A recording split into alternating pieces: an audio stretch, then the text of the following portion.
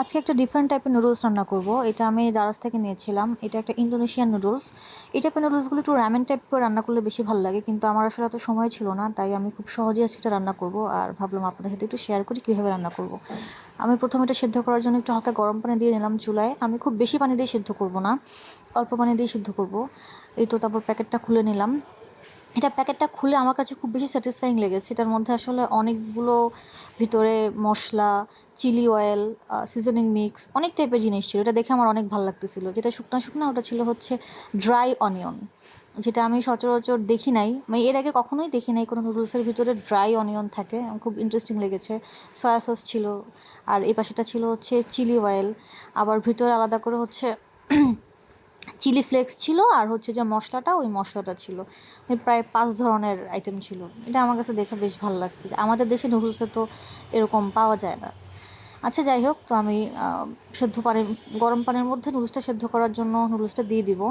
আমি নুডলসটা খুব বেশিক্ষণ সময় নিয়ে সিদ্ধ করব না। আমি নুডলস একটু শক্ত শক্ত থাকলেই পছন্দ করি। অনেকেই হয়তো একদম নরম করে খেতে পছন্দ করেন, আমি আসলে সেভাবে পছন্দ করি না।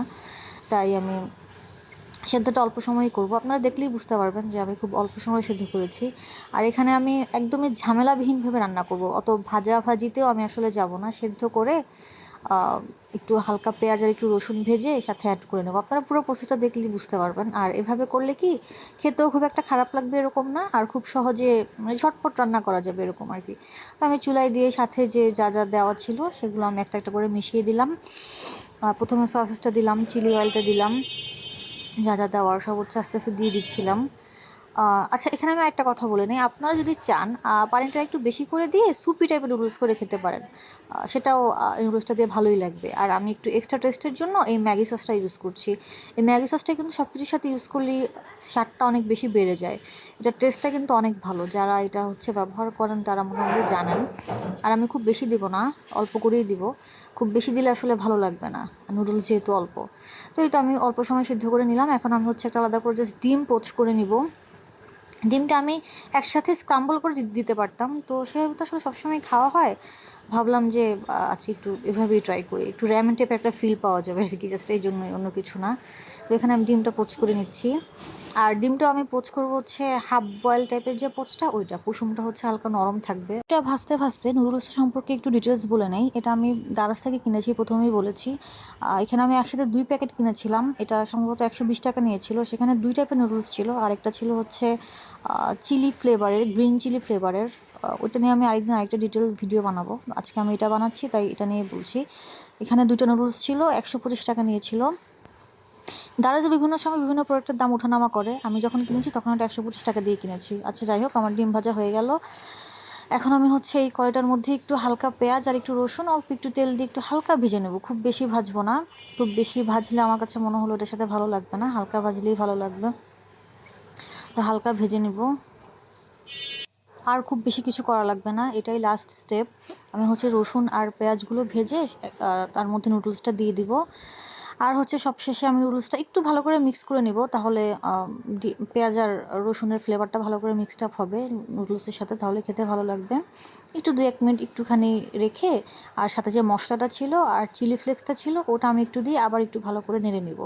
এটার যে মশলাটা, সেই মশলাটা একটু ডিফারেন্ট। আমাদের দেশি নুডলসে যে মশলাটা থাকে, এই মশলাটা একদমই সেরকম না। মশলার সাথে আমার কাছে মনে হলো হালকা চিজ পাউডার টাইপের কিছু ছিল, খেয়ে এরকমই মনে হয়েছিল। আর কালারটাও দেখে আমার সেরকমই লেগেছিল, একটু চিজি টাইপের টেস্ট ছিল। আর আমাদের দেশি মশলাগুলো যেরকম একটু ঝাঁঝালো হয়, একটু বেশি টেস্টি লাগে, একটু ঝাল ঝাল লাগে, এই মশলাটা একদমই সেরকম ছিল না। আমি এটা দিয়ে ভালো করে মিক্স করে নামিয়ে নিলাম, আর উপর দিয়ে ডিম দিয়ে নিব। দিতে নিয়ে নেওয়া শেষ। সবার প্রথমে যে দেখিয়েছিলাম ডিমটা ভেজে রেখেছি, সেই ডিমটা এখন দিয়ে দিব।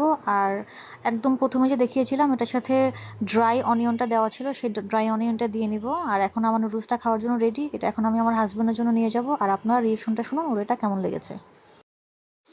এই এই এই ওঠো, তোমার জন্য একটা জিনিস খাও, খেয়ে টাকা দিবা। তাড়াতাড়ি ধরো, আমি এক হাতে ধরে রাখছি। গরম কিন্তু। হ্যাঁ, এটা একটা ইন্দোনেশিয়ান নুডলস। খেয়ে বলবা, খেয়ে বলবা কেমন হয়েছে। Indonesian noodles.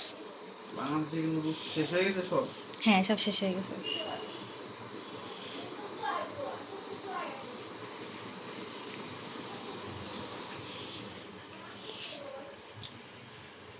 নুডলস তো নুডলসই, সব জায়গায় নুডলসই প্রায় একই রকম, 19 আর 20। Nothing special. হুম, আচ্ছা আগে খাও, এটা খেয়ে একটু বুঝো। অন্যরকম, কেমন আসলে বোঝানো খুব কঠিন। সে অন্যরকমটা কি ভালো না খারাপ? আমার দেশের গুলো আরো বেটার লাগে, মানে মশলাটা অ্যাকচুয়ালি তো নুডলস তো সেমই, মশলাটাই তো মেন। মশলাটা হচ্ছে আমাদের দেশে ওই বেশি ঝাল, বেশি মশলাদার, এই ছিল মশলাটাই ওর বেশি ভালো। রিয়াকশন, আজকে এতটুকুই। Thanks for watching.